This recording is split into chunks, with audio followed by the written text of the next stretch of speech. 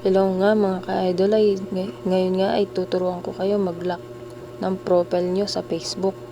Ngayon nga ay pipindutin natin sa Facebook. And yan nga yung tatlong ano na yan, pindutin nyo lang yan at yung profile. Basta sundin nyo lang mga ka-idol yung gagawin ko.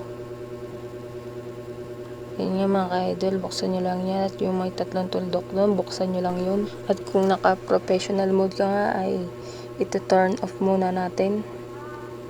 Yan, dyan sa may baba. Click nyo lang yan and continue.